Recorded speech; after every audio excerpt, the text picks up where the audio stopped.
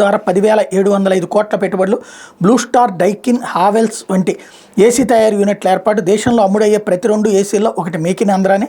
విశాఖ జీఐఎస్లో 15,711 కోట్ల విలువైన మరో 23 ఒప్పందాలు. వీటి ద్వారా మరో 55,140 మందికి లభించనున్న ఉపాధి. కొప్పర్తిలో ఈఎంసీ పూర్తి స్థాయిలో అందుబాటులోకి వస్తే మరిన్ని అవకాశాలు. అంటే ఏదైతే డెవలప్మెంట్ జరగట్లేదు అంటున్నారు కాబట్టి ఇదిగో ఇవన్నీ జరిగినాయి అని చూపించేటటువంటి వ్యవహారం నడుస్తుంది. అయితే వాలంటీర్లు జిహాదీ టెర్రరిస్టులు, టీడీపీ నేత బొజ్జల సుధీర్ రెడ్డి తీవ్ర వ్యాఖ్యలు. వాలంటీర్లు డేటా చోర్యం చేసి వాడుకుంటున్నారు, ఎన్నికల తర్వాత ఓటు వేయని వారిపై కక్ష సాధిస్తారు, వాలంటీర్లను స్లీపర్ సెల్స్గా సీఎం జగన్ తయారు చేశారు. సుధీర్ రెడ్డి వ్యాఖ్యలపై వాలంటీర్ల మండిపాటు, సేవలు చేస్తున్న మాపై ఇలాంటి వ్యాఖ్యలు బాధాకరం అన్నటువంటి వార్తని హైలైట్ చేశారు.